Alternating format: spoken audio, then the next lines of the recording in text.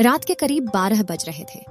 चंद्रयान 3 के इंजन चालू करते ही रात में करीब 30 मिनट तक इंजन को चालू रखा गया और फिर चंद्रयान 3 ने वो कर दिखाया जिसको देखकर दुनिया भर के स्पेस एजेंसी भी हैरान रह गई। इस काम को अंजाम इसरो के बेंगलुरु हेडक्वार्टर में बैठे वैज्ञानिक दे रहे थे।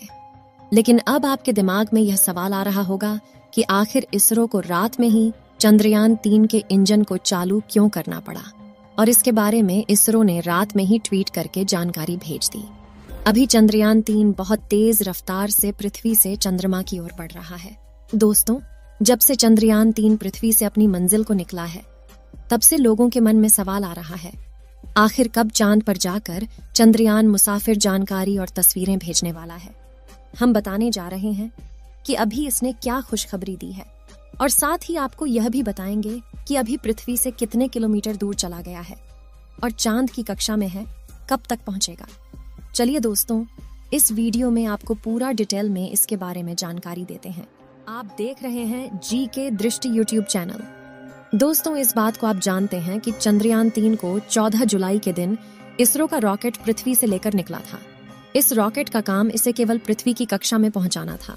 उसके बाद इस रॉकेट का मलबा नीचे गिर गया, जो तभी से लेकर अब तक पृथ्वी की कक्षा में ही राउंड राउंड चक्कर लगा रहा है।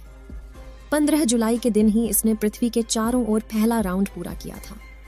क्योंकि जैसा कि मैंने पहले आपको बताया कि कोई भी अंतरिक्ष यान किसी अन्य ग्रह पर या फिर उपग्रह पर डायरेक्ट नहीं भेजा जाता है, बल्कि इसे पहले पृथ्वी के चारों ओर राउंड राउंड घुमाया जाता है और फिर धीरे धीरे अंडाकार राउंड में पृथ्वी से दूर भेजा जाता है।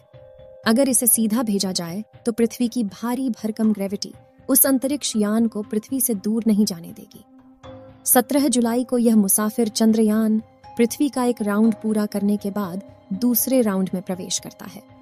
उसमें भी वैज्ञानिक इसके इंजन चालू करके इसे दूसरे राउंड में डाल देते हैं। इसके एक दिन बाद यह अगले राउंड में यानी तीसरे राउंड में प्रवेश कर जाता है।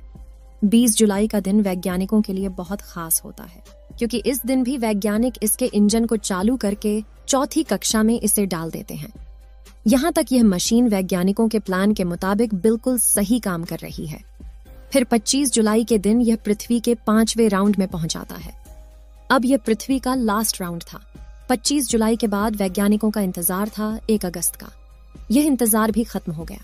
14 तारीख से लेकर 31 जुलाई तक चंद्रयान 3 ने पृथ्वी के चारों ओर पूरे 5 राउंड कर लिए थे। अब चंद्रयान बिल्कुल सही सलामत पृथ्वी के 5 राउंड पूरा करके तैयार हो गया था। किसी भी अंतरिक्ष यान को पृथ्वी की भारी ग्रेविटी से निकलने के लिए इसके इंजन को चालू करना पड़ता है। फिर वैज्ञानिकों का इंतजार था 31 जुलाई और 1 अगस्त की मध्य रात्रि का। रात में करीब 12 बजे वैज्ञानिक इसके इंजन को चालू कर देते हैं। जैसे ही चंद्रयान पृथ्वी से 236 किलोमीटर की दूरी पर पहुंचता है, तो वैज्ञानिकों ने स्पेसक्राफ्ट में लगे थ्रस्टर्स में फायरिंग की। इस पूरी प्रक्रिया को विज्ञान की भाषा में ट्रांसलूनर इंजेक्शन कहा जाता है।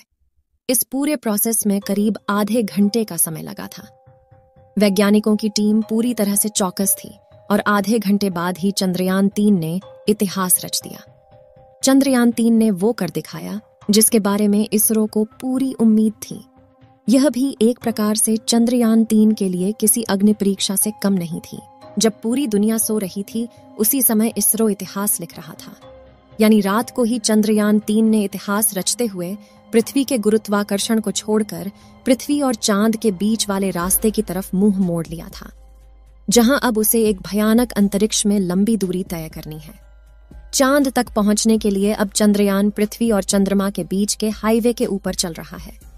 लेकिन दोस्तों, जब यह पृथ्वी का गुरुत्वाकर्षण छोड़ता है, तो उसमें इसकी स्पीड बहुत ज्यादा तेज रखनी पड़ती है। जब हमारी पृथ्वी के वातावरण से बाहर निकला था, उस समय इसे 1 सेकंड के अंदर 11 किलोमीटर की स्पीड हासिल करनी पड़ती है। इतनी स्पीड हासिल करने के लिए इसरो के वैज्ञानिकों ने बाहुबली रॉकेट का प्रयोग किया था। भारी भरकम रॉकेट बादलों को चीरता हुआ चंद्रयान 3 को पृथ्वी के ऑर्बिट में लेकर गया था। अभी हाल फिलहाल इसकी स्पीड की बात की जाए तो करीब 40,000 किलोमीटर प्रति घंटा है। अभी 5 से 6 दिन इसे सीधे हाईवे की तरह सफर करना है।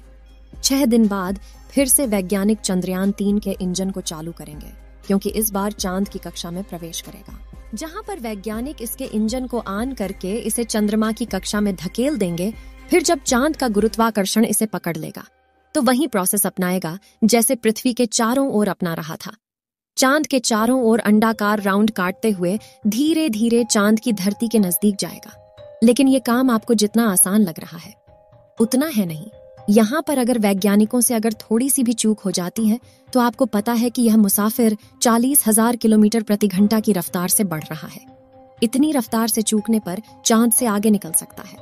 वैज्ञानिक इसे चांद की कक्षा में डालने के लिए मॉड्यूल सिस्टम को ऑन करके क्लस्टर्स के माध्यम से इसे कंट्रोल करते हैं।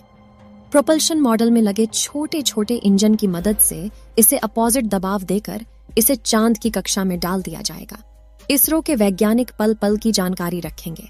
चंद्रयान के लिए यह दिन भी बहुत ज्यादा खास रहने वाला है और एक बार चांद की कक्षा में पहुंचने के बाद धीरे धीरे वैज्ञानिक इसकी कक्षा को छोटा करते जाएंगे और चंद्रयान अपने लक्ष्य के नजदीक पहुंच जाएगा।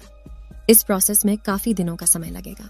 17 अगस्त के दिन चंद्रयान 3 का प्रोपल्शन मॉड्यूल विक्रम लैंडर से अलग हो जाएगा।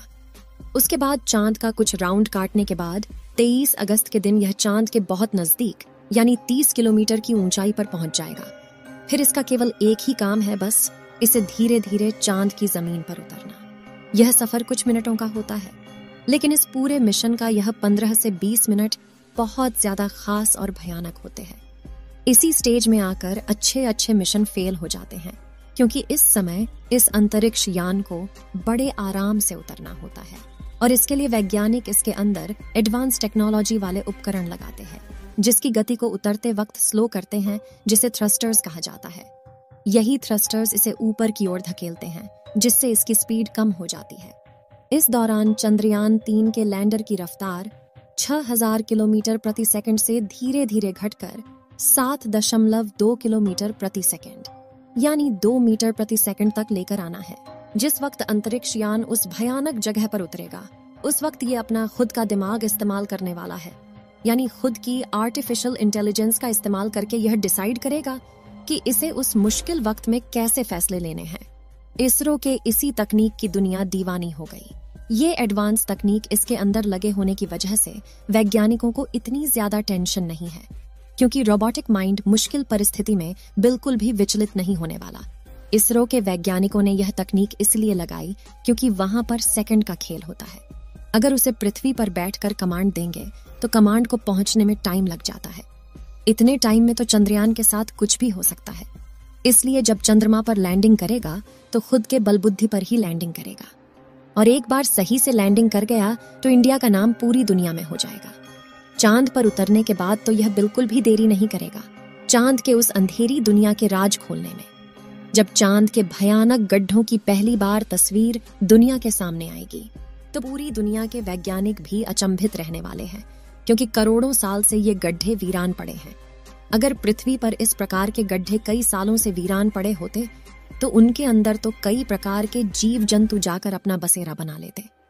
लेकिन चंद्रमा पर आखिर उन भयानक गड्ढों के अंदर क्या है, ये सवाल वैज्ञानिकों को अब बहुत परेशान कर रहा है।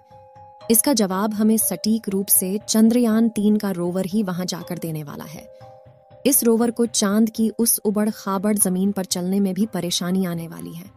इसके लिए इसके अंदर कई प्रकार के सेंसर लगे हुए हैं, जो पहले ही उसको बता देंगे कि कहां पर गड्ढा है और कहां पर बड़ा पत्थर है। रोवर आने वाले इन मुसीबतों से सचेत हो जाएगा। हालांकि पहले से ही वैज्ञानिकों ने इसके लक्ष्य को सेट कर रखा है कि इसको वहां जाकर सबसे पहले किस बात पर रिसर्च करना है, और इस बार वैज्ञानिकों ने खासकर इसके अंदर एडवांस उपकरण लगाए हैं ताकि किसी भी हालत में इसके साथ कोई अनहोनी घटना ना हो। वैज्ञानिकों ने 3-4 साल जी जान लगाकर मेहनत से चांद पर भेजा है। किसी भी दूसरी दुनिया में अंतरिक्ष यान भेजना कोई आसान काम नहीं है। इसके लिए सैकड़ों वैज्ञानिकों की रात दिन की मेहनत पीछे लगी होती है। कई अथक प्रयास किए जाते हैं और उसकी सैकड़ों टेस्टिंग होती है। उसके बाद ही उसे दूसरी दुनिया के लिए रवाना किया जाता है।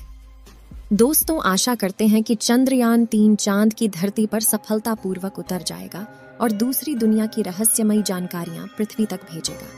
इस वीडियो को एक लाइक जरूर करें और अपने मित्रों तक इस वीडियो को शेयर करें ताकि उन्हें भी जानकारी मिल सके, और अपने भरोसेमंद चैनल को सब्सक्राइब जरूर करें और बेल आइकन को ऑल पर सिलेक्ट करना बिल्कुल ना भूलें। मिलते हैं किसी और नॉलेजेबल वीडियो के साथ। वीडियो को अंत तक देखने के लिए धन्यवाद।